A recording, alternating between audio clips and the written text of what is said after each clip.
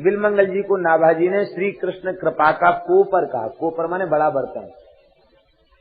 जो जितना बड़ा बर्तन है, जो जितना बड़ा पात्र है और सन्मुख है, उतना अधिक कृपा को अपने में बटोर रहा है और उतना अधिक कृपा का अनुभव कर रहा है। ये भक्तजन भगवान की कृपा के कोपर बन जाते हैं, भाजन बन जाते हैं। तडिदम्बराय, तडिदम्बराय का तात्पर्य है जैसे सजल मेघ में और शाश्वत भाव से पीत वर्ण की विद्युत चमकने लग जाए, ऐसे ही आपके श्रीअंग में पीतांबर सुशोभित हो रहा है। पीतांबर फहरा रहा है, बड़ी सुंदर शोभा हो रही है। ये पीतांबर कौन है? कहते ये पीतांबर साक्षात श्री राधा रानी है। ठाकुर जी के श्रीअंग में पीतांबर राधा रानी है और राधा रानी के श्रीअंग में जो नीलांबर है, नील चूनर है, वो साक्षात श्याम सुंदर हैं। तो तडिदम्बराय का तात्पर्य है कि मानो श्री ब्रह्मा जी महाराज श्री किशोरी जी से पीतांबर के रूप में उनको नमस्कार करके उनसे स्तुति कर रहे हैं। कबहू का अम्ब अवसर पाए, मानो ये कह रहे हैं कि हे पीतांबर स्वरूपा श्री जी, आप ही अपने प्रियतम को मना लें। आपका ही बालक ब्रह्मा है, गलती हो गई, भूल हो गई, क्षमा दान करें और ये प्रसन्न हो जाएं। तडिदम्बराय। दूसरा तडिदम्बराय का भाव ये है, काशिका वृत्ति की एक कारिका है। इसमें लिखा है बिजली के अलग अलग लक्षण, लक्षण के अर्थ में चतुर्थी विभक्ति हुई है। वाताय कपिला विद्युत आतपायाति लोहनी कृष्णा सर्व विनाशाय दुर्भिक्षाय सिता भवे। वाताय कपिला विद्युत, तो गुरुजी बताते थे कि इसमें शुभ लक्षण वाली विद्युत पीली विद्युत है। वाताय कपिला विद्युत हवा के साथ मोटी मोटी बूंदों से जल बरसने की सूचना देने वाली पीली बिजली होती है। तो सन्मुख मरुत अनुग्रह मेरो, कृपा रूपी वायु, उसमें उड़कर मैं आपके चरणों में आऊंगा और आपकी कृपा से सराबोर हो जाऊंगा, ये सूचना दे रहा है पीतांबर। क्योंकि पीली बिजली चमकती है तो उत्तम वर्षा की सूचना मिलती है। भले ही मैं अपराधी हूँ, लेकिन ये पीतांबर सूचित कर रहा है कि ये वर्षा होगी और मैं इस प्रेम में आपकी कृपा में सराबोर हो जाऊंगा। हे भगवान, यदि आप ये कहें कि हम किसी निकृष्ट को नहीं अपनाते तो ये नहीं कहा जा सकता। आप इतने करुणामय हैं कि गुंजावतंस, आपने गुंजा माला को कंठ में धारण कर रखा है। मैया ने बड़े सुंदर सुंदर मणियों के हार पहनाए हैं, उनका वर्णन ब्रह्मा जी नहीं कर रहे हैं, गुंजा का वर्णन कर रहे हैं। गुंजावतंस, गुंजा माला आपके कंठ में है। गुंजा माने घुंघची, घुंघची, गुंजा। ब्रज में कहीं कहीं उसे चिरवटी भी कहते हैं, आप लोगों ने देखा होगा। गुंजा, घुंघची, माशा भी शायद उसी को कहते हैं क्या। तो वो जो गुंजा होती है, एक तरफ उसका मुंह लाल होता है, एक तरफ काली होती है, ऐसी फली में वृक्ष के लग जाती है गुंजा माला। उसकी माला बड़ी बढ़िया बनती है, गले में पहनने में अच्छी भी लगती। ठाकुर जी उसको कंठ में धारण करते हैं। गुंजा ले आते हैं लोग और उसको जल में भिजा देते हैं। 4-6 दिन में वो फूल जाती है। फूल जाती है तो फिर उसमें सुई से छेद करके उसकी माला बना लेते हैं। छाया में सुखाते हैं, धूप में सुखाने पर वो फिर फट जाती है। छाया में सुखा करके बढ़िया माला उनकी बन जाती है। तो ठाकुर जी गुंजा कंठ में धारण किए हैं। मानो ब्रह्मा जी कह रहे हैं कि गुंजा जैसी तुच्छ वस्तु को आपने गले से लगा रखा है। इसका तात्पर्य है कि कोई जीव आपके पास आ जाए, बस आप उसे गले से लगा लेते हैं। आप हमें अपना कंठाश्लेष अवश्य प्रदान करेंगे। गुंजा एक तरफ लाल होती है, दूसरी तरफ काली होती है। लाल रंग रजोगुण का है, काला रंग तमोगुण का है। मानो ब्रह्मा जी करें रजोगुण तमोगुण का रंग ही जिसमें प्रधान है, ऐसी गुंजा को आपने गले से लगा रखा है। इसका मतलब ये नहीं कि आपको प्राप्त करने के लिए सात्विक होना भी जरूरी है। आप चाहें तो रजोगुणी तमोगुणी को भी कंठ से लगा लेते हैं। इसलिए मैं रजोगुण प्रधान हूँ, लेकिन फिर भी आप हमें अपने कंठ से अवश्य ही लगा लेंगे। हे भगवान, ये परिपिच्छ लसन मुखाय, मयूर के पंख को आपने अपने मस्तक पर धारण किया है, इससे आपका मस्तक सुशोभित हो रहा है। हे भगवान, बनमाला आपके कंठ में है, इस बनमाला के रूप में आपके भक्त पुष्प ही तो आपके वक्षस्थल से लगे हुए हैं। कबल वेत्र विषाण वेणु, दही भात का ग्रास आपके हाथ में है। और वेत्र, वेत्र माने लकुट। यष्टिस्तु कमलासनः, यष्टिस्तु कमलासनः, भगवान के हाथ में जो छड़ी है ना वो साक्षात ब्रह्मा जी है। वंशस्तु भगवान रुद्रा, शंकर जी ही वाणी वेणु है, बांसुरी है, ब्रह्मा जी लकुट हैं। तस्य श्रृंगः पुरंदरः, श्रृंगी जो बजाते हैं वो इंद्र है। इस तरह से भगवान ब्रह्मा जी के कहने का भाव है कि लकुट के रूप में आपने मुझे स्वीकार कर रखा है, तो फिर इसे आप क्यों अस्वीकार कर रहे हैं? आप मुझे अवश्य ही अंगीकार करेंगे। दूसरी बात यह है कि ठाकुर जी की लकुट टेढ़ी है, लकुट टेढ़ी है, क्योंकि वो लकुट जो है ना वो लता की लकुट धारण करते हैं। ठाकुर जी ब्रज की लता की ही लकुट धारण करते हैं और लकुट टेढ़ी बेड़ी है। मानो ब्रह्मा जी कह रहे हैं कि आप सीधे को अपना में, ऐसी बात नहीं। जब टेढ़ी बेड़ी लकुट को आपने हाथ में पकड़ रखा है तो हमारी टेढ़ पर आप ध्यान नहीं देंगे, आप हमें अवश्य ही अपनावेंगे, यह हमें विश्वास है। हे भगवान, ऐसे आपके अतिशय मनोहर चरण कमल, हे नंदनंदन, आपको हम बारंबार प्रणाम करते हैं, आपकी स्तुति करते हैं, आप ही स्तुति के योग्य हैं। हे भगवान, आपने जो यह मंगलमय स्वरूप प्रकट किया है यह कैसा है? कहते अस्यापि देव वपुषो मदनुग्रहस्य स्वेच्छामयस्य न तु भूतमयस्य कोपि नेशे महित्ववसितुम् मनसान्तरेण साक्षात् तवैव किमुतात्म सुखानुभूते। हे भगवान, आपका जो यह दिव्य श्री विग्रह है यह भक्तों की संपूर्ण अभिलाषाओं को पूर्ण करने वाला है। आप भक्त वांछा कल्पतरु हैं। हे भगवान, यह जो स्वरूप आपने प्रकट किया मत अनुग्रह से, मेरे ऊपर कृपा करने के लिए ही आपने स्वरूप प्रकट किया है। देखिए यहाँ कहने का भाव ये है, प्रत्येक वैष्णव को, प्रेमी को यह अनुभव करना चाहिए भगवान का अवतार मेरे लिए है। यदि हम भगवान का अवतार नहीं होता तो हम अपने चित्त को कहाँ लगाते, हम अपने मन को कहाँ लगाते, हम किसकी आराधना उपासना करते, हम किसकी मधुराति मधुर लीलाओं का श्रवण करते। वस्तुतः ठाकुर जी का अवतार केवल मेरे लिए है। ब्रह्मा जी कहते, हे भगवान, यह मेरे ऊपर कृपा करने के लिए आपने मंगलमय स्वरूप प्रकट किया है। यह आपका जो श्री विग्रह है, यह मंगलमय आपका स्वरूप मायिक नहीं है। जो लोग भगवान के सगुण स्वरूप को मायिक बताते हैं उस बात का ब्रह्मा जी खंडन कर रहे हैं। स्वेच्छामयस्य, आप प्रकट भय विधि न बनाए, आप अपने संकल्प से प्रकट भय, अपने संकल्प से आप प्रकट भय। न तो भूतमयस्य, पृथ्वी जल तेज वायु आकाश, इन पंचभूतों से सृष्ट आपका श्री अंग नहीं है। आप तो सच्चिदानंद घन हैं, चिदानंदमय देह तुम्हारी, आप साक्षात चिदानंदमय हैं। कितने लोगों ने निर्विशेष की महिमा को तो स्वीकार किया, सविशेष सगुण, यद्यपि हमारे यहाँ सगुण भी सविशेष नहीं, वो सविशेष भी है और निर्विशेष भी है, क्योंकि प्रकृतिगत विशेष जड़ प्रकृति के और विशेषों से वे शून्य है, इसलिए निर्विशेष। अप्राकृत गुण विशिष्ट है इसलिए निर्विशेष है, अप्राकृत गुण नहीं है। प्राकृत गुण से रहित है, अप्राकृत गुण विशिष्ट है।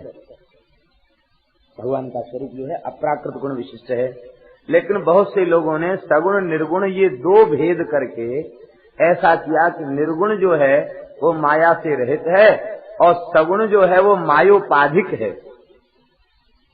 इस बात का ब्रह्मा जी खंडन कर रहे हैं, बोले सगुण मायोपाधिक नहीं है, आप अपने संकल्प से प्रकट भय हैं और आपका यह श्री विग्रह मायाकृत उपाधि नहीं है।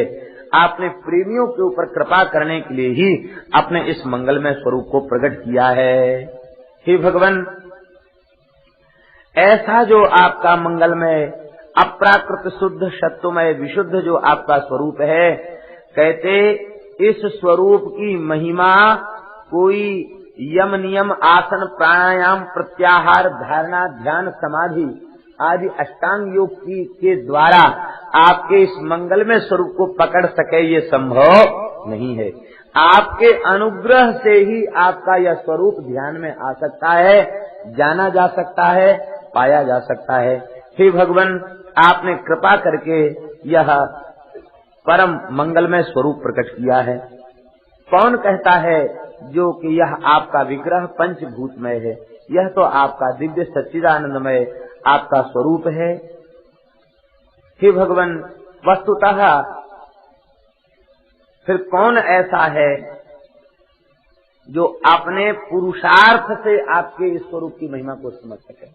आपकी कृपा से ही आपका मंगलमय यह स्वरूप जाना जा सकता। इसलिए भगवान, अब हमारी समझ में तो आ गई बात। ब्रह्मा जी कहते हमारी समझ में बात आ गई। क्या बात समझ में आ गई? कहते हमारी समझ में ये बात आ गई कि आपके इस मंगलमयी झांकी पर ही अपना तन मन प्राण सर्वस्व वार देना चाहिए। ये बात हमारी समझ में आ गई। संपूर्ण समर्पण शरणागति आपके चरणों में कर देनी चाहिए, क्योंकि शरणागति के अतिरिक्त जीव के कल्याण का सरलतम कोई साधन नहीं है। हे भगवान, इसलिए जो आपके प्रेमी भक्त हैं, आपकी शरणागति की महिमा समझने वाले भक्त हैं, वे तो अनन्य भाव से आपकी शरण में आ जाते हैं और शरण में आकर आपकी लीला कथा का सहारा ले लेते हैं। फिर कोई तत्व उनसे अज्ञात नहीं रह जाता है। बहुत सुंदर बात कह रहे हैं ब्रह्मा जी, ध्यान पूर्वक सुने। ज्ञाने प्रयास मुदपास्य नमन्त एव जीवन्ति सन्मुखरितां भवदीय वार्तां स्थाने स्थिता श्रुतिगतां तनुवां मनोभिर् ये प्रायसो जित जितोप्यसितैः त्रिलोक्याम्।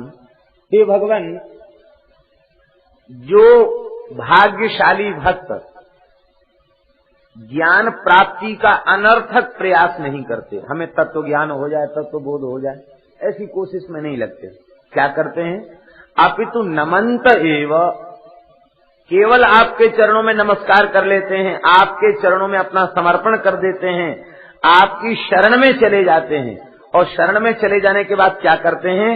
सन्मुखरिताम भवदीय वार्ताम श्रुत्वा जीवन्ति, सत्पुरुषों के मुख से निकली हुई आपकी कथा सुनकर के और वे जीवित रहते हैं। कथा सुनने में विशेषण दिया है सन्मुखरिताम, सत्पुरुषों के मुख से निःसृत आपकी कथा को सुनते हैं। सत्पुरुष कौन है, असत्पुरुष कौन है? भगवान में जिसका चित्त लगा है वो सत्पुरुष है, संसार में जिसका चित्त लगा हुआ सत्पुरुष है, नाशवान वस्तुओं को जिसने अपना मान रखा वो असत है, और सत स्वरूप परमात्मा को जिसने अपना मान रखा वही सत्पुरुष है। अर्थात भगवत भक्त के मुख से जो आपकी कथा को सुनते हैं, शरण में जाने के बाद फिर निरंतर आपके चरित्र का आश्रय लेते हैं। कहते बसते एव जीवन्ति, दो अर्थ हैं। एक तो वे शरण में जाने के बाद कथा के सारे ही जीवित रहते हैं, एक अर्थ तो ये है, और दूसरा अर्थ ये है ये च खलु सन्मुखरिताम भवदीय वार्ताम श्रुत्वा जीवन्ति ते एव जीवन्ति अन्येस्तु मृताः एव। वस्तुतः जो आपकी कथा सुनकर जीवित हैं वे ही जीवित हैं, और जो कथा में जिनका अनुभव वे तो मरे हुए हैं, मृतक के तुल्य हैं, सबके तुल्य हैं।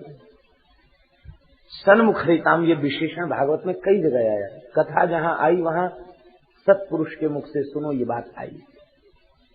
बरसाने में एक संत रहते थे, श्री राधा शरण जी महाराज, राधा शरण की पूज्य पंडित श्री जया प्रसाद जी महाराज के साधक, बड़े अच्छे संत थे, बड़े नाम जापक और बड़े तितिक्षा पूर्वक, बहुत अच्छी स्थिति उनकी थी। अभी अभी वे श्री जी की सेवा में प्रविष्ट हुए हैं। हम समझते हैं 5-6 दिन हुआ होगा, 5-6 दिन हुए। पंचमी को भगवान की सेवा में वो पहुंचे, तो उन्होंने एक पंडित जी का संस्मरण सुनाया। बरसाने में गहुवर वन में कथा हुई। कुछ मधुकरिया संत बोले महाराज मधुकरियों को कथा सुनने को मिलेगी कि नहीं? महाराज जी से पूछ लो। महाराज जी ने आज्ञा दिया। तो वहीं गौर वन में ही कथा थी, बहुत आनंद मिला संतों की मत। तो वो उन्होंने पंडित जी का एक संस्मरण सुनाया। लेकिन एक बार पंडित जी ने कहा, या हमसे कहा कि नाम जप करो, कथा मत सुनो। कहते कि हमको बड़ा आश्चर्य हुआ कि पंडित जी खुद तो हमेशा सुनते रहते हैं और हमसे कहते हैं कि तुम तो नाम ही जप करो, कथा मत सुनो। तो आश्चर्य हुआ। थोड़ी देर बाद हाथ जोड़कर पूछा, जब महाराज आप कथा सुनने को तो लोग कहते हैं कथा सुनना चाहिए, प्रथम भगत चिंतन कर संगा, दूसर रतिमम कथा प्रसंगा, और नवधा भक्ति में सबसे पहली भक्ति है श्रवणम कीर्तनम विष्णु। फिर आप कथा सुनने के लिए मना क्यों कर रहे हैं? नाम जप करें, कथा सुनने से ही तो नाम जप में मन लगेगा। तो आप कृपा करके इस बात को समझाएं। तो उन्होंने कहा कि पंडित जी महाराज ने अपनी वाणी से कहा कि कथा सुननी चाहिए, कथा से बहुत लाभ होता है, लेकिन कथा जब भी सुने वैष्णव के मुख से ही सुने, संत के मुख से सुने, वैष्णव के मुख से सुनो। क्योंकि वह कथा में निष्कामता होएगी, वह में अनुराग को मिश्रण होएगो, और विषयी पुरुष के मुख से कथा सुनेगो तो वह में वह अपने विषय को मिश्रण कर देगो। वह कथा को सुन के साधक के भटकवे की संभावना है जाए। या सो कोई सत्पुरुष मिले तो कथा सुननी, और नहीं तो नाम जप करनो और ग्रंथ को स्वाध्याय करनो। ये पंडित जी ओ है वास्तविकता ऐसी। कथा के नाम पर कुछ लोग ऐसी ऐसी बातें शास्त्र के विरुद्ध, धर्म के विरुद्ध, सदाचार के विरुद्ध कहने लग जाते हैं कि उनको सुन करके कोई भोला भाला व्यक्ति वो तो भटक ही जाएगा। इसलिए कथा का एक ही मर्यादा है, सर्वात्मन अखिलाधारे इति संकल्प वर्णय। अखिलात्मा भगवान में प्रेम जैसे बढ़ जाए, भगवान में प्रीति हो जाए, बस यही संकल्प लेकर के कथा कहनी सुनी चाहिए। श्री भगवत ऋषि जी कहते प्रथम सुने भागवत, साधना का प्रथम सोपान है भागवत श्रवण करे। इसके पहले गति नहीं है साधना में। प्रथम सुने भागवत, लेकिन भक्त मुख, प्रथम सुने भागवत भक्त मुख, भक्त के मुख से भागवत सुने, अभक्त के मुख से भागवत न सुने। तीन कांड एकत्व सानिकु अज्ञ बखान। भक्त नहीं होंगे तो क्या कहेंगे? बोले ज्ञान कर्म उपासना, तीन का घुला मिला स्वरूप है भागवत। इसमें प्रेम उसे नहीं दिखाई पड़ेगा। वो कहे जैसे कांड तीन में, वेद में तीन कांड हैं, ऐसे इसमें तीन कांड हैं। तीन कांड एकत्व स्थान, एक में मिला के कु अज्ञ वखानत, कर्मठ ज्ञानी ऐच अर्थ को अनर्थ बानत। कर्म के प्रति जिनका आग्रह वो खींच तान के वहीं अर्थ ले जाएंगे, ज्ञान में जिनका आग्रह वो खींच करके वहीं अर्थ ले जाएंगे। भगवान के समर्पण की बात, भगवान के अनुराग की बात वे नहीं कह पाएंगे। इसलिए भगवान के अनुराग की बात ही करनी चाहिए। तो सन्मुखरिताम, सत्पुरुषों के मुख से निश्चित आपकी वाणी को सुनकर के जो जीवित रहते हैं, ऐसे भक्तों को कहीं जाने की आवश्यकता नहीं। वे जिस अवस्था में हैं, जिस स्थिति में हैं, वहीं रह करके अपना सर्वस्व आपके चरणों में निवेदन कर देते हैं। आपकी चर्चा सुन के और उनके हृदय में इतना प्रेम प्रकट हो जाता है कि वे आपको भी जीत लेते हैं। ये प्रायसो जित जितोप्यसितैः त्रिलोक्याम, इस त्रिभुवन में, त्रिलोकी में आपको जीतने वाला कोई नहीं है। लेकिन वे प्रेमी कथा सुनकर इस प्रेम को प्राप्त कर लेते हैं, इतना प्रेम प्राप्त कर लेते हैं कि त्रिलोकी में जिसे कोई नहीं जीत सकता, ऐसे आपके ऊपर भी विजय प्राप्त कर लेते हैं। अर्थात प्रेम के द्वारा आपको भी अपने अधीन कर लेते हैं। ऐसी आपकी शरणागति की महिमा है और ऐसी आपकी मंगलमयी दिव्य कथा की महिमा है। हे भगवान, अब हमारी समझ में आ गया है कि सबका मूल, कल्याण का मूल, श्रेय का मूल आपकी भक्ति है। ऐसी भक्ति को छोड़ करके जो हमें निर्वाण पदवी प्राप्त हो जाए, हमारा मोक्ष हो जाए, हमें कैवल्य ज्ञान हो जाए, इस प्रकार के जो प्रयत्नों में लगे रहते हैं, भक्ति को ठुकरा करके, भक्ति की महिमा को भुला करके, भक्ति का तिरस्कार करके जो इस प्रकार की साधना में लगे रहते हैं, उनके हाथ कुछ भी पड़ने वाला नहीं है। श्रेयः श्रुतिम भक्ति मुदस्यते विभो कृष्यन्ति ये केवल बोध लब्धये तेषामसौ क्लेशल एव शिष्यते नान्यद्यथा स्थूल तुषावघातिनाम। जैसे धान की भूसी को कूटने वाला व्यक्ति भूसी कूटते कूटते मूसल भी टूट जाए, ओखली भी टूट जाए, हाथ में छाले आ जाएं, तो भी भूसी से चावल निकलने वाला नहीं है। ऐसे ही भगवत प्रेम के अतिरिक्त सब भूसी है, उसे कूटते रहो तो कुछ मिलने वाला नहीं। कल्याण का मूल उद्गम भक्ति है। देखो धान में दो छिलका होते हैं, एक नीचे का छिलका, एक ऊपर का छिलका। ये दो छिलका कौन है? सूक्ष्मता से विचार करने पर श्री रूप गोस्वामी जी महाराज की वाणी में इसका समाधान प्राप्त होता है। श्री रूप गोस्वामी जी महाराज कहते हैं ये भक्ति के दो छिलका हैं, एक छिलके का नाम है ज्ञान और दूसरे छिलका का नाम है कर्म। अन्याभिलाषिता शून्यम ज्ञान कर्माद्यनावृतम आनुकूल्येन कृष्णानुशीलनम भक्तिरुत्तमा। उत्तमा भक्ति का लक्षण क्या है? अन्याभिलाषिता शून्यम, श्री कृष्ण के प्रेम की प्राप्ति तत्सुख सुखित्व की जो अभिलाषा है उससे सर्वथा शून्य, उसके अतिरिक्त कोई अभिलाषा चित्त में न हो। भगवत प्रसन्नता की ही एकमात्र अभिलाषा। और भक्ति कैसी हो? अनुकूलता पूर्वक भगवान का चिंतन हो, प्रतिकूल भाव से नहीं, अनुकूलता पूर्ण भगवान का चिंतन हो। और वह भक्ति कैसी हो? ज्ञान और कर्म से अनावृत हो। ऊपर का छिलका है ज्ञान और नीचे का छिलका है कर्म। ये हटेंगे कैसे? मूसल से हटेंगे। पहले धान ले लो, भक्ति को ले लो। क्रियताम यदि कुतोपि लभ्यते, जैसे मिले। रूप गोस्वामी जी कहते सातु साधन सहस्त्रई हरि भक्ति सुदुर्लभा। हजारों प्रकार के साधन करने के बाद भी मिल जाए भक्ति तो बहुत सुलभ हो गई, क्योंकि हरि भक्ति सुदुर्लभा, दुर्लभा नहीं सुदुर्लभा भगवान की भक्ति है। उसको ले आओ और लेने के बाद फिर अनन्य निष्ठा से जो भगवत समर्पण है ना, वही है मूसल। उस समर्पण की चोट से दोनों को अलग कर दो, ज्ञान और कर्म के छिलके को अलग कर दो। आओ बढ़िया चावल हो जाएगा, उड़ा दो उसको, भूसी अलग उड़ जाएगी, चावल आ जाएगा। फिर ठाकुर जी को खीर बना करके भोग लगाओ, ठाकुर भी स्वाद लें और प्रेमी वैष्णव भी स्वाद लें। धान का छिलका जब तक रहेगा तब तक वो आस्वादन के योग्य नहीं रहेगा। हम ज्ञान का खंडन नहीं कर रहे हैं, न कर्म का खंडन कर रहे हैं। जो ज्ञान भक्ति से रहते हैं, जो कर्म भक्ति से शून्य है, वह उसका निषेध किया गया।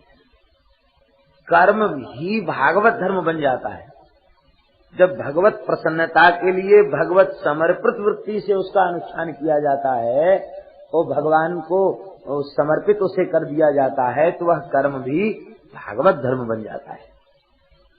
कहने का तात्पर्य यहाँ ये है कि ऐसा ज्ञान और ऐसा कर्म जो भक्ति को ही ढक ले, ऐसे ज्ञान की हमें जरूरत नहीं है। ऐसे कर्म की जरूरत नहीं है जो भक्ति के स्वरूप को ढक ले। ऐसे छिलकों को अलग करके और वो आनंद में विह्वल हो जाते हैं।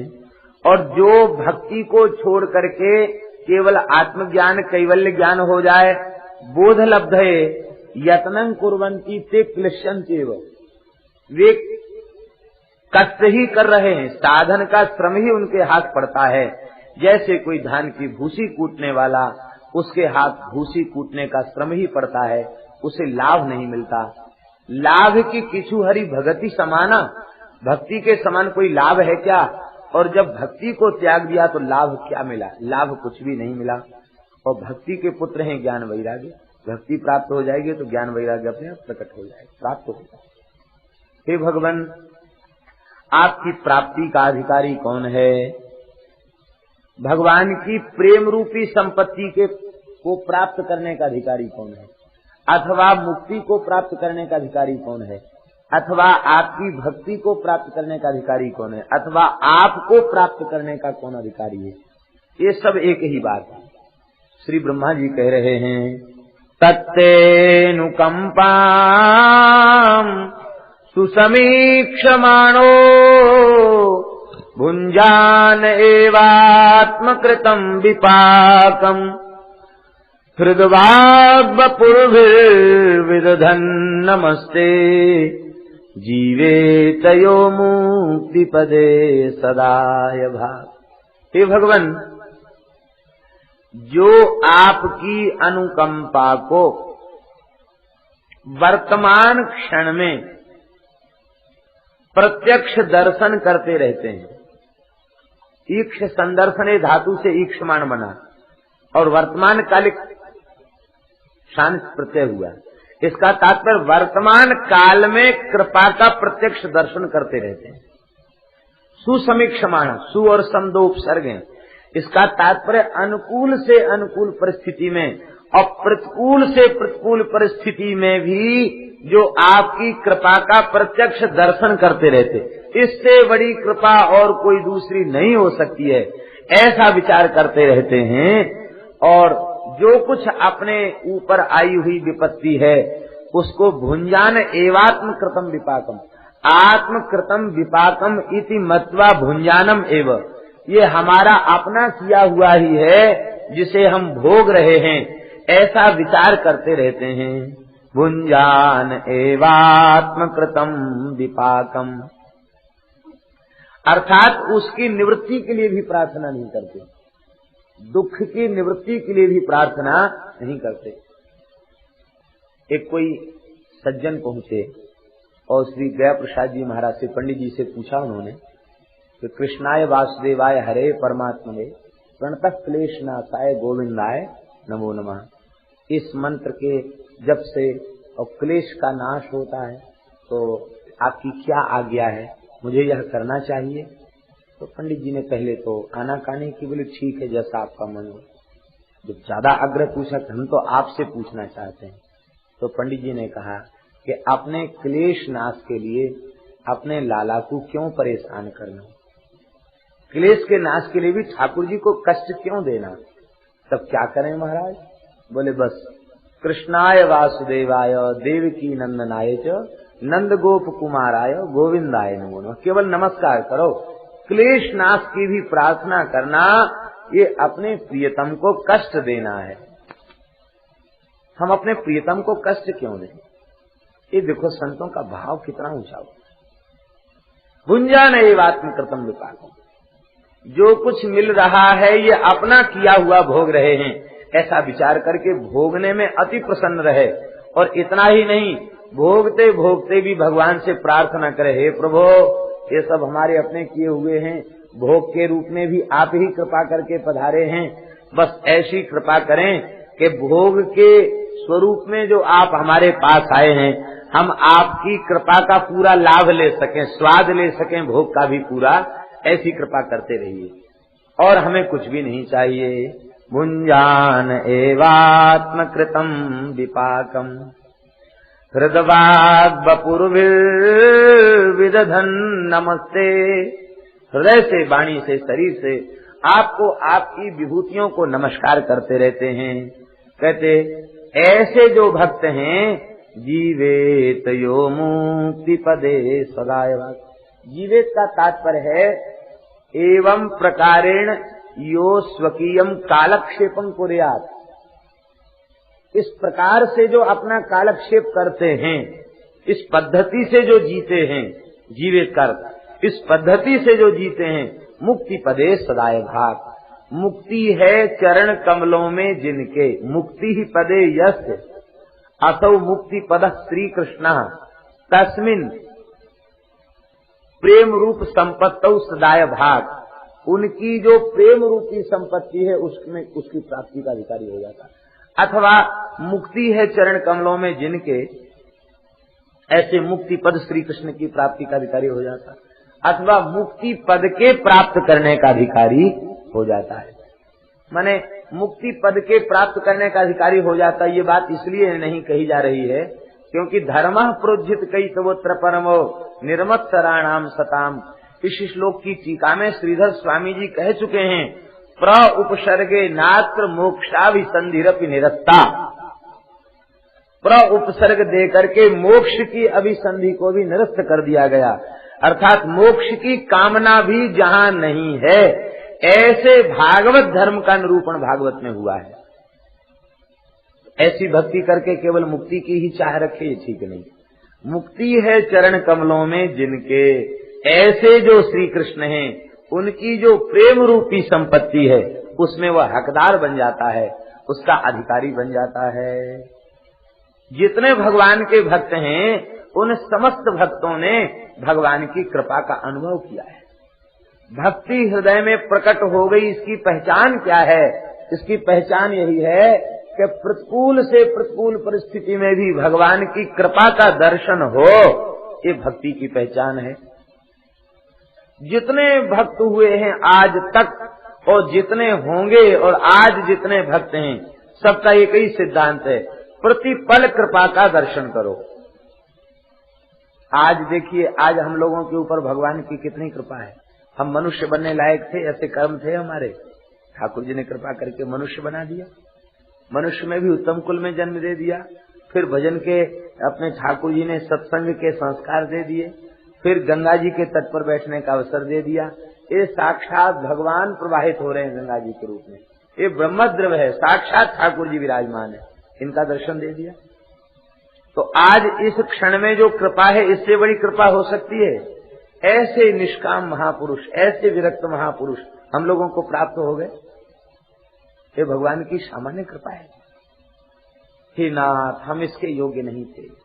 एक महात्मा रो रो करके कहते थे, हे नाथ, एक मुट्ठी सूखा आटा फांकने लायक भी हमारा भजन किया। ये कौन महात्मा कहते थे? श्री संपूर्णानंद जी महाराज रो करके कहते थे, एक मुट्ठी सूखा आटा फांकने लायक हमारा भजन नहीं है, समर्पण नहीं है, भक्ति नहीं है। हे नाथ, मेरे ऊपर कितनी कृपा आप कर रहे हैं। सब प्रकार से श्री ठाकुर जी अपने आश्रितों को संभालते हैं। भगवान की कृपा का प्रतिपल अनुभव करना। संकट क्यों आता है? इसलिए आता है, वो भीतर की भक्ति को टटोलने के लिए ठाकुर जी संकट रूप से आते हैं कि देखें अब इस काल में ये कृपा का अनुभव करता है कि नहीं। कृपा का अनुभव करे तो कहते हैं हाँ ठीक है, ये भगत है। और यदि भगवान कोई कोसने लग जाए तो फिर उसकी भक्ति की पोल खुल जाती है। प्रत्येक पल भगवान की कृपा का अनुभव करे। हरि तुम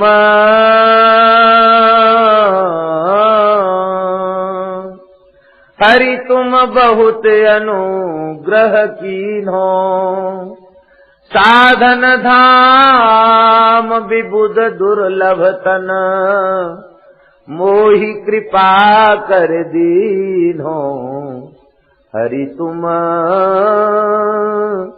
बहुत अनुग्रह कीन्हो, कोटिहु मुख कही जात न प्रभु के, एक एक उपकार तदपि नाथ कछु और मांगी हो, दीजे परम उदार। आप उदार शिरोमणि हैं, इसलिए और दे दीजिए।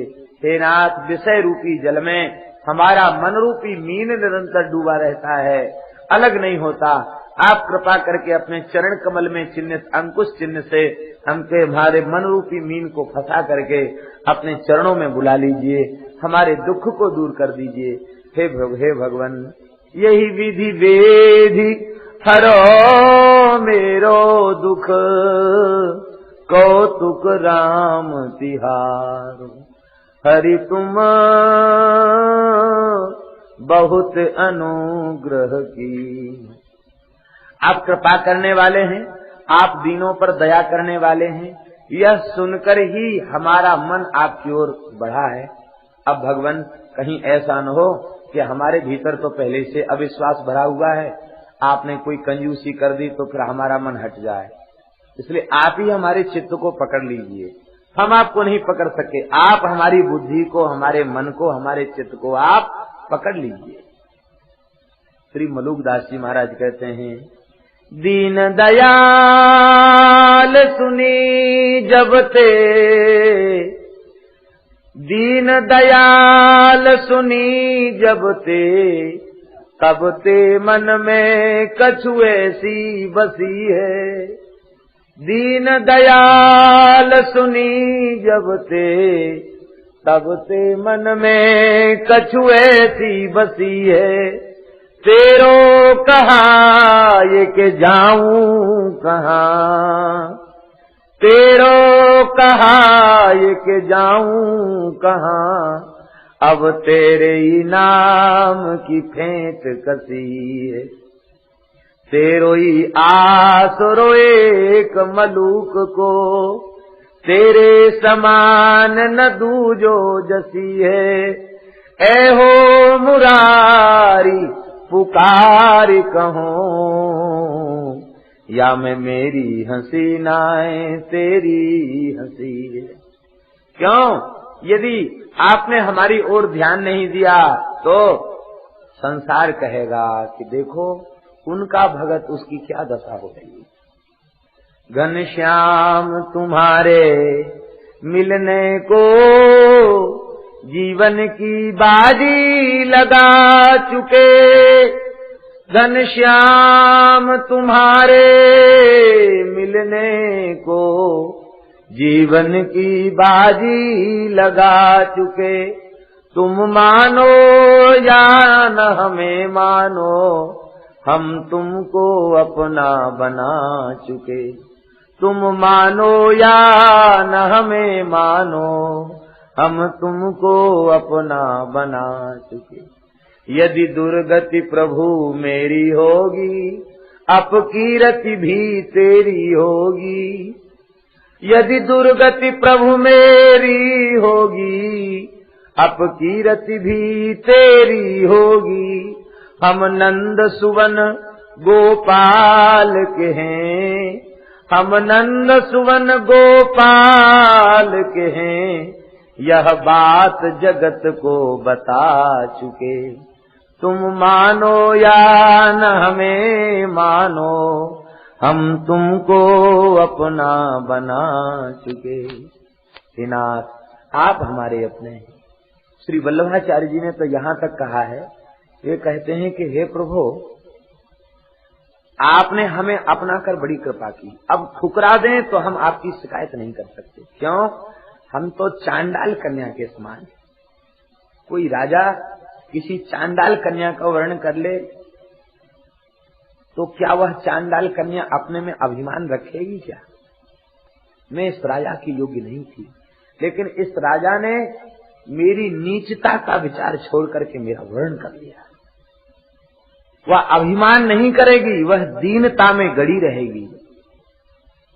चांडाली राजपत्नी चेत, राज्ञा चैवावमानिता।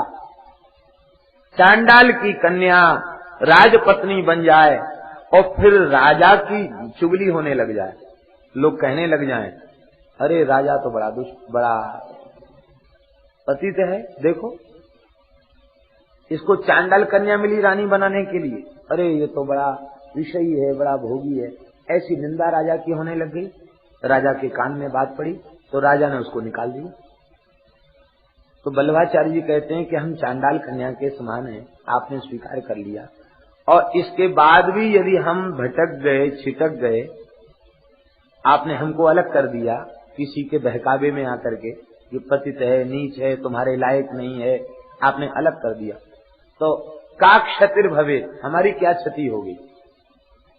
हम तो भंगिन पहले से ही थे, आपने हमको पहले भी झाड़ू लगाते थे, अब आपने अलग कर दिया तो फिर हमने झाड़ू उठाई, टोकरी उठाई, रोड पर झाड़ू लगाने लग गए। अब जब झाड़ू लगाने लग गए तब आपकी और बदनामी होने लग गई।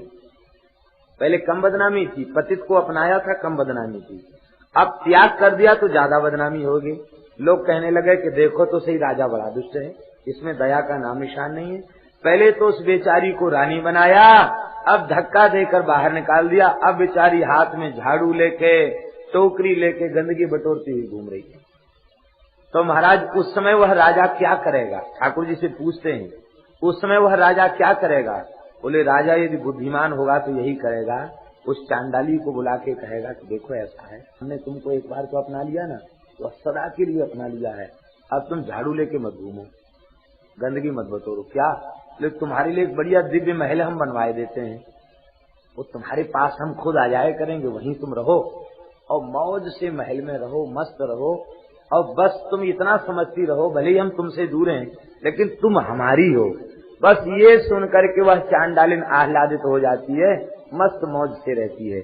ऐसी भगवान हम तो चांडाल के तुल्य थे, आपने हमको अपना लिया और अपनाने के बाद फिर वृंदावन में आश्रय दे दिया, महल बनवा दिया, नित्य महल में रख दिया और कहा बस यहाँ रह करके तुम मौज से रहो, अब कोई बात नहीं, जब तुम्हें जरूरत पड़ेगी तो हम खुद आ जाएंगे। बोलो वृंदावन बिहारी।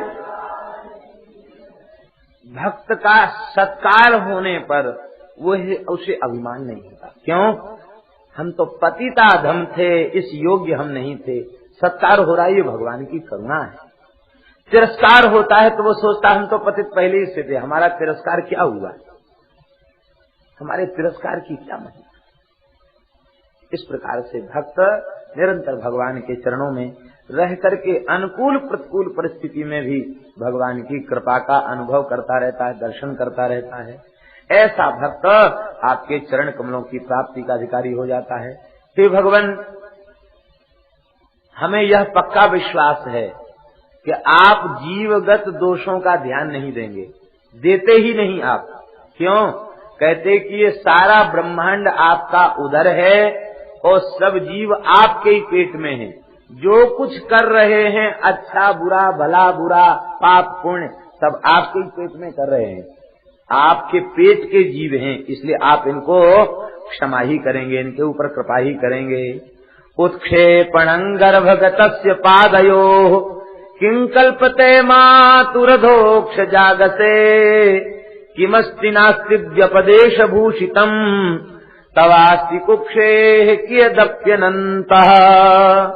हे भगवान, बालक माता के पेट में हाथ पैर फेंकने लग जाता है, माता को बड़ी पीड़ा होती है और प्रसव के काल में तो भारी वेदना होती है, लेकिन इसके बाद भी वह माता पुत्र का अनिष्ट नहीं करती है, नहीं सोचती कि इसने पेट में बड़ा दुख दिया अथवा प्रसव काल में बड़ी पीड़ा दी तो उसका गला दबा के मार दूं, ऐसा कोई माता नहीं सोचती। अपितु उस बालक के मुख को देखकर प्रसव वेदना को भी भूल जाया करती है। ऐसी हे नाथ, आप जैसे माँ बच्चे के अपराध को नहीं समझती है, ऐसे ही आप हमारे इस अपराध को अपराध नहीं समझेंगे, क्योंकि क्या है और क्या नहीं है, जो है वह भी आपसे भिन्न नहीं है और जो नहीं है वह भी आपसे भिन्न नहीं है। अस्ति नास्ति ये केवल वाणी का व्यवहार मात्र है, वस्तुतः आप ही आप हैं, आपसे भिन्न कुछ भी नहीं है, आप अनंत हैं। इसलिए हे भगवान, कोई ऐसी वस्तु है नहीं जिसमें आप न हो और ऐसा कुछ है नहीं जो आपके भीतर न हो। आपने सबको अपने में समेट रखा है और सबके भीतर आप समाये हुए हैं, ऐसे आप परब्रह्म परमात्मा हैं। हे भगवान, अहोति धन्या ब्रजगो रमण्यः स्तन्यामृतं पीतमतीव ते मुदा यासां विभो वत्सतरात्मजात्मना यत्रप्तयेद्यापि न चालमध्वरा। श्री ब्रह्मा जी महाराज की। ब्रह्मा जी कहते, बड़े आनंद की बात है, बड़े विस्मय की बात है, ये ब्रज गोपियां बहुत धन्यवाद देने के योग्य हैं। ब्रज गोपियां अतिशय प्रशंसनीय हैं। इतना ही नहीं, ब्रजवासी धन्य हैं, ब्रज गोप धन्य हैं। क्यों? कहते इसलिए धन्य हैं, ब्रज गो और रमण्यास्य, ब्रज की गायें भी धन्य हैं और ब्रज की रमणियां भी धन्य हैं, गोपियां भी धन्य हैं। क्यों? ये दोनों आपको तृप्त करने वाली हैं। बड़े बड़े अमलात्मा विमलात्मा ऋषि बड़े बड़े यज्ञों के द्वारा आपको तृप्त नहीं कर सके, और उन आप को ब्रज गोपियों ने अपनी छाछ से तृप्त कर दिया, माखन से तृप्त कर दिया, दही से तृप्त कर दिया, गायों ने अपने दूध से आपको तृप्त कर दिया। इसलिए हे भगवान, बड़े बड़े अमलात्मा बिमलात्मा ऋषि भी इन ब्रजवासियों के सौभाग्य की तुलना नहीं कर सकते हैं। हे भगवान, बड़े बड़े यज्ञ सृष्टि के प्रारंभ से लेकर अब तक करते चले आ रहे हैं, लेकिन वे तृप्त नहीं कर सके। और ब्रज की गायों ने, ग्वालिनों ने, बछड़ों ने, बालकों ने आप सबको आपको तृप्त कर दिया। आपने उमंग से उनका दूध पिया है, क्योंकि जितने बछड़े हैं वे सब श्री कृष्ण हो गए और जितने बालक हैं सब श्री कृष्ण हो गए। सब आपको सबने तृप्त कर दिया। इसलिए वस्तुतः इनका जीवन धन्य है। अहो भाग्यम नंद गोप ब्रजौकसाम यन मित्रम परमानंदम पूर्णम ब्रह्म सनातनम। बड़े सौभाग्य की बात है, बड़े सौभाग्य की बात है। धन्य है ब्रज के समस्त जीवों को, धन्य है ब्रज के समस्त जीवों को, धन्य है। यन्मित्रम परमानंदम पूर्णम ब्रह्म सनातनम। परिपूर्ण सनातन ब्रह्म जिनके मित्र बन गए, जिनके प्रिय बन गए, जिनके हितैषी बन गए, उन ब्रजवासियों को बारंबार धन्य है। इसी को नाभाजी ने कहा है, घोष निवासिन की कृपा सुर नर वांछत आदि अज, बाल वृद्ध नर नारी गोप हों अर्थी उन पाद रज। उन सब की चरण रज का मैं इच्छुक हूं, मैं उनका अभिलाषी हूं। हे भगवान, अब हमारी एक प्रार्थना है आपसे। आचार्य जो होते हैं वो जीवों के प्रतिनिधि बनकर प्रार्थना करते हैं। ब्रह्मा जी भागवत धर्म के आचार्य हैं, हम सबके प्रतिनिधि बनकर भगवान से प्रार्थना कर रहे हैं और साथ ही हमको प्रार्थना करने की पद्धति समझा रहे हैं। हमें ठाकुर जी से क्या प्रार्थना करनी चाहिए। ये शाम तु भाग्य महिमाच्युत तावदास्ता मेकादशैव हि वयम् बत भूरि भागाः एतद्रसीक चषकैः असकृत्तिवामः शर्वादयोऽङ्घ्र्युदजमध्वमृता सवन्ते सर्वादयोऽङ्घ्र्युदजमध्वमृता सवन्ते। हे भगवान, इन ब्रजवासियों के सौभाग्य की महिमा तो अलग रही। हम देवता बड़े भाग्यवान हैं, हम देवता बड़े भाग्यवान हैं। क्यों भाग्यवान हैं? कहते इसलिए भाग्यवान हैं कि इन ब्रजवासियों की इंद्रियों पर अधिष्ठात्री देवता के रूप में हमें आश्रय मिला हुआ, इसलिए हम बुद्धि। इंद्रियों पर इंद्रियाधिष्ठात्री देवता है, इंद्रियों पर इंद्रियाधिष्ठात्री देवता है, और ये ब्रजवासी अपनी इंद्रियों से आपके ही अनुभव में निरंतर लगे रहे। और इतना ही नहीं, 11 कटोरों में भर भर कर श्री कृष्ण को ही पी रहे हैं। ये 11 कटोरे कौन है? पंच ज्ञानेन्द्रीय, पंच कर्मेंद्रीय और 11वां मन पी रहे हैं। और इतना ही नहीं, हे भगवान, वे चरण कमलों के अमृत को और पी रहे हैं, मकरंद का पान कर रहे हैं। उनसे एक एक इंद्रिय धन्य हो रही है, निहाल हो रही है। हे भगवान, ये ब्रजवासी बहुत धन्यवाद देने के योग्य हैं। इसलिए हे भगवान, अब आप ऐसी कृपा करें कि केवल इंद्रियाधिष्ठात्री देवता के रूप में नहीं, मेरा ब्रज में किसी रूप में जन्म हो जाए। ब्रह्मा जी ब्रजवास की प्रार्थना कर रहे हैं, हम ब्रजवासी बन जाएं।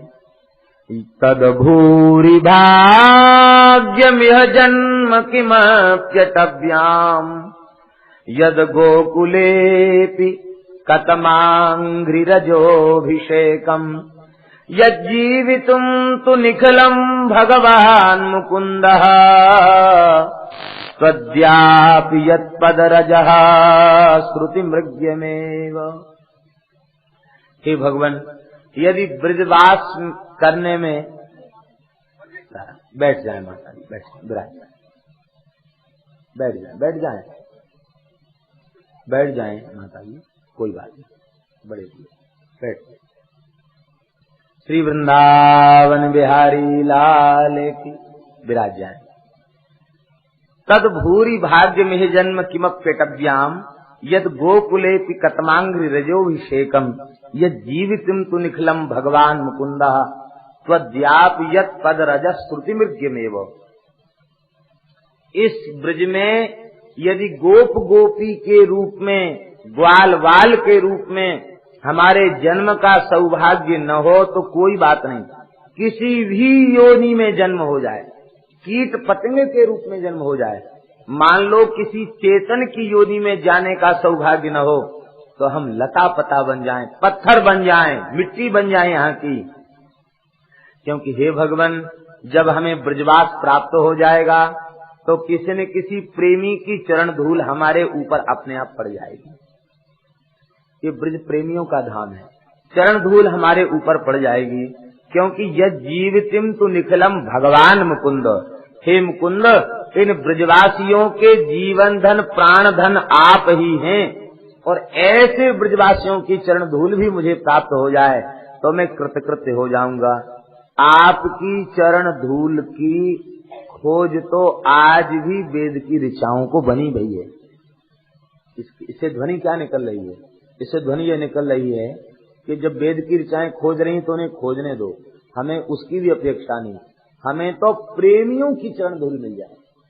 भगवत चरण रज की अपेक्षा प्रेमियों की चरण रज की महिमा ज्यादा है, क्योंकि आपके प्रेम की प्राप्ति होती ही उसे है जो महीयसाम पाद रजोभिषेकम निष्किंचनानाम नगृणी वृणीत यावत रहु गणि तत्तपसान याति नचित जया निर्वपणाद ग्रहादवा न छंदसा नैव जलाग्नि सूर्यैर विना महत पाद रजोभिषेकम।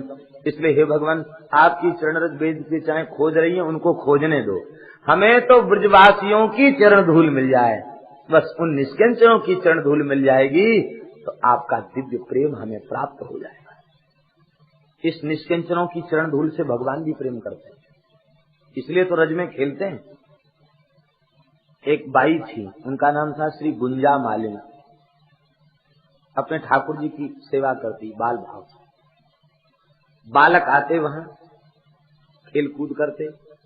एक दिन की बात है, बालकों ने मिट्टी भरी और वो गुंजा मालिन के गोपाल जी के पास गए और धूल भर के ठाकुर जी पर धूल डाले आए। जैसे ही धूल डाल के आए तो गुंजा मालिन बहुत नाराज हुए, सब बच्चों को फटकार के बहुत, खबरदार, हम रोज प्रसाद बांटती है, तुमको प्रसाद देती है, फल मिठाई देती है, और तुम आज ठाकुर जी से उद्दंडता करते हो, खबरदार यहाँ मत आना। सब बालकों को डांट के भगा दिया। अब ठाकुर जी को जैसे ही भोग धराया तो ठाकुर जी भोग नहीं आरोग। गुंजा मालिन बोली, क्यों जी, क्यों नहीं आरोग रहे हैं? कहते तुमने हमारे सखाओं को डांट फटकार के भगा दिया, अब वो बेचारे खेलने नहीं आएंगे तो हमारा मन कैसे लगेगा? अरे भाई, आप खेलते हो ये अच्छी बात है, वे आपके साथ खेलती है अच्छी बात है, लेकिन इतनी उद्दंडता, धूल डाल गए मंदिर में, मैं बड़ी बूढ़ी, कितनी सेवा करनी पड़ती। ठाकुर जी बोले, तुम्हें क्या पता, हमने उनके ऊपर धूल डाली थी, तब उनका दाव हमारे ऊपर बाकी था, तब तक हम मंदिर में घुस गए, हमारे ऊपर धूल डाल दी। अच्छा, तो ये दाव लेने के लिए धूल डलवाई है। ऐसा करो सरकार, 10-5 शेर ब्रजरज आपके ऊपर रोज डाल दिया करूंगी, लेकिन ये बच्चों को उत्पाद के लिए यहाँ मत बुलाया करो। ठाकुर जी से कहा पा लीजिए, बोले नहीं, पहले हमारे सखाओं को बुलाकर पवाओ तब पाऊंगे। ठाकुर जी ने और मैया बुला करके लाइए, ठाकुर जी को भोग धरा के सबको प्रसाद दिया। ये गुंजा मालिन का चरित्र भक्तमाल में है। तो कहने का तात्पर्य है कि श्री ठाकुर जी वे रज से अनुराग करते हैं। ये रज वस्तुतः सच्ची बात तो ये है कि परब्रह्म परमात्मा, उनकी समता करने वाला कोई जीव नहीं हो सकता है। ये तो भगवान का भक्त के प्रति जो अतिशय स्नेह है, अतिशय प्यार है, उसके कारण वे उसकी चरण धूल को लेकर भी कृतार्थता का अनुभव करते हैं। कोई जीव चरण धूल देने के योग्य भगवान से नहीं। छोटे बालक को पिता माता ऐसे आकाश में उछाल देते हैं और उसके पैर को अपने मस्तक पर रख के उसको खड़ा कर देते हैं, अपने मस्तक पर उसके चरण रख लेते हैं और उसको खड़ा कर देते। ए तू इतना बड़ा हो गया, तो अब बताओ क्या वह बालक बड़ा हो गया, या उसके पैर उसके मस्तक पर पड़ गए तो पिता छोटा हो गया? नहीं हुआ। उस बालक के प्रति अतिशय स्नेह होने के कारण उसके पैर को मस्तक पर रख लेता, अपने से बड़ा उसे कर देता। ऐसी ठाकुर जी का अतिशय प्यार है भक्तों के प्रति, वे उनके चरणों को भी मस्तक पर रख लें, अपने से भी ऊपर उठा दें, ये उनकी महिमा है। वस्तुतः हम सब जीव तो भगवान के दासानुदास ही हैं, यही समझना चाहिए। ब्रह्मा जी भगवान से पूछने लग गए कि हे भगवान, एक प्रश्न का उत्तर और कृपा करके दे दीजिए। कौन सा प्रश्न है? ये शाम घोष निवासिनामुत भवान किम देवराते न चेतो विश्वफलात् फलम् त्वदपरम् कुत्राप्ययन्मुह्यति सद्वेषादिव पूतनापि सकुला त्वामेव देवा पिता यद्धामार्थ सुहृत् प्रियात्मतनय प्राणाशयास्त्वत्कृते। हे भगवान, हे देवताओं के भी आराध्य, हे सर्वेश्वर प्रभु, हम आपसे एक प्रश्न पूछ रहे हैं। इन ब्रजवासियों की जो निष्काम रति है, निष्काम प्रीति है, निष्काम भाव की सेवा है, इसके बदले आप इन ब्रजवासियों को क्या देंगे? कृपया आप बताएं, इसके बदले में क्या फल देंगे? हमारा चित्त तो बहुत मोहित हो रहा है, क्योंकि 4 फल हैं, धर्म, अर्थ, काम और मोक्ष। इन 4 फलों में सबसे श्रेष्ठ फल है मोक्ष। तो क्या आप इन्हें मोक्ष दे देंगे, अपना स्वरूप दे देंगे? और स्वरूप देकर क्या आप इनके प्रेम से उऋण हो जाएंगे? नहीं। यदि आप इन्हें मोक्ष देंगे तो सद्वेषादिव पूतनापि सकुला त्वामेव देवा पिता, पूरे कुल खानदान के साथ पूतना को आपने अपना धाम दे दिया, मोक्ष दे दिया। अगासुर, बकासुर, पूतना, इन सबको आपने मोक्ष दे दिया। फिर जिन ब्रजवासियों ने यत धामार्थ, जिनका धाम माने घर, अर्थ माने धन, स्वजन, प्रिय, शरीर, पुत्र, प्राण, मन, सब कुछ जिन ब्रजवासियों ने आपके चरणों में समर्पित कर दिया है, उन ब्रजवासियों को देने के लिए आपके पास क्या है? मोक्ष तो आपने असुरों को दे दिया, अब ब्रजवासियों को देने के लिए आपके पास क्या है? हमारे विचार से तो ये ब्रजवासी साहूकार हैं और आप या ब्रज में कर्जदार हो। भगवान मुझको, भगवान कर्जदार हैं और ब्रजवासी साहूकार हैं। जैसे कोई व्यक्ति कर्ज ले किसी से और उसका कर्ज चुकाने का सामर्थ्य न हो तो क्या करेगा? वो साहूकार से कहेगा कि ऐसा है भाई, आप बार बार तगादा करते हो, अब कर्ज देने के लिए तो हमारे पास है, ऐसा करो अब कुछ हमारे पास बचा भी नहीं, हमको ही ले लो। अरे भाई तुमको लेके हम क्या करेंगे, तुमको रोटी और खिलाना पड़ेगी। कहते नहीं, ना तो हम तुमसे अन्न मांगेंगे, न तुमसे वस्त्र मांगेंगे, बिना मांगे तुम जो कुछ दे दोगे उसी को खा लेंगे, जो कुछ पहना दोगे उसी को पहन लेंगे, और जैसे रखोगे वैसे ही हम रह जाएंगे। करोगे क्या? बोले सब काम करेंगे, आपके कपड़ा धोएंगे, आपके चरण दबाएंगे, आपको भोजन बना के खिला देंगे, आपकी सब सेवा करेंगे। और इसके बाद भी यदि कर्ज न पटे और तुम्हें हमारी जरूरत न रह जाए तो ऐसा करना, तुम हमें बेच देना किसी को और पैसा ले लेना, लेकिन बस अब इतना समझो कि हम आपसे उऋण नहीं हो सकते। यही लीला ठाकुर जी प्रेमियों के साथ करते हैं। कहते ऐसा करो, अब कुछ देने के लिए तो हमारे पास है नहीं, हमको ही ले लो। आपको लेके हम क्या करेंगे? कहते बस तुम्हारे पास हम रह जाएंगे, तुम जो खिलाओगे सो खा लेंगे, जो पहनाओगे सो पहन लेंगे। ठाकुर जी कितने दयालु। कभी ठाकुर जी कहते हैं हमको अमुक वस्तु, हम अमुक वस्त्र पहने, कभी ठाकुर जी कहते हैं जो खिला दो सो खा लें, जो पिला दो सो पी लें, जो पहना दो सो ठाकुर जी पहन लें। और इतना ही नहीं, वे अपने भक्त की निरंतर सार संभार करते रहते हैं, निरंतर भक्त की सेवा करते रहते हैं, निरंतर भक्त की सार संभार करते रहते हैं। और भगवान अतिशय कृपा करते हैं। अपने भक्त के प्रेम से भगवान पूर्ण नहीं होते। क्या उद्योग हम कर रहे हैं अपने लिए? कोई उद्योग कर रहे हैं? बिना किसी उद्योग के ये भरण पोषण कौन कर रहा है? ये ठाकुर जी भरण पोषण। हमारे श्री खाक चौक वाले महाराज जी एक अपने जीवन की घटना सुनाते थे महाराज जी के मुख से, बहुत सुंदर लगती थी। महाराज जी कहते कि कोई जमाना था, बहुत गरीबी थी, वृंदावन में भी बहुत गरीबी थी, सब जगह गरीबी थी, पैसा था ही नहीं लोगों के पास। महाराज कहते कि जब सेठ साहूकार आते थे वृंदावन में तो पाई चढ़ती थी, मंदिरों में पाई चढ़ती थी, और पाइयों में मंदिर का खर्च चल जाता था। महाराज बता, और 1 रुपया किसी ने चढ़ा दिया तो उसको बहुत बड़ा सेठ समझा जाता था। कोई राजा महाराजा 1 रुपया चढ़ाते थे, 2 रुपये चढ़ाते थे, सेठ साहूकार चढ़ाते थे। आम जनता तो पाई चढ़ाती थी संतों के पास, और मंदिर उनसे स्थानों के उत्सव चलते थे, खर्च चलता था। तो महाराज जी कहते कि एक बार क्या स्थिति भई कि स्थान में केवल थोड़ा सा चावल बचा, बस दाल नहीं, आटा नहीं, कुछ नहीं, थोड़ा सा चावल, और उस चावल का भात बना लिया और कहा कि चलो आज ठाकुर जी को रोटी पानी की इच्छा नहीं, भात ही ठीक है। तो भात बनाया और गऊ का दही और भाजी, ये जो पत्ती का साग होता है भाजी, तो दही भाजी और महाप्रसाद भात। कहते इसको थाल में हमने सजाया और ठाकुर जी का मुकुट श्रृंगार उतारने मंदिर में गए।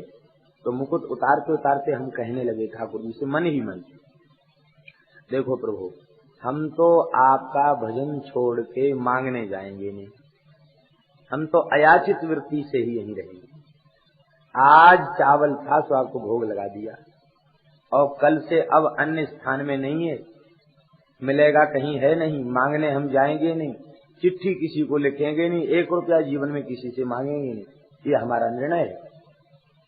अब यदि आपको अन्न का भोग लगाना हो तो व्यवस्था कर लो अपने, नहीं हम तो गैया चराएंगे और खूब चकाचक आपको दूध का भोग लगाएंगे, दही का भोग लगाएंगे, आप भी दूध दही खाना, हम भी दूध दही पा के मस्त रहेंगे, भजन करेंगे, अन्न की हमें जरूरत ही नहीं। जंगल था पल्ली पार गैया चरा लाया करेंगे और दूध दो के आपको भोग लगाएंगे। कहते ऐसा मन में ये चिंतन चल रहा था। और ठाकुर जी का श्रृंगार उतार के और जैसी थाल लेके आए तो क्या देखते हैं कि ठाकुर जी की देहली पे, मंदिर की देहली पे 2 रुपया रखा है। ये बात उस समय की है, ये महाराज जी बताते हैं कि करीब सन 38 की बात है, सन 38 की बात, सन 38 की बात। तो कहते कि उस समय ये स्थिति थी, जहाँ इस समय खाक चौक है, सुदामा कुटी स्थान था नहीं, ये स्थिति थी कि संध्या के बाद मनुष्य मात्र का दर्शन नहीं होता, जंगल घोर जंगल, वो अगाध जमुना जी में जल भरा।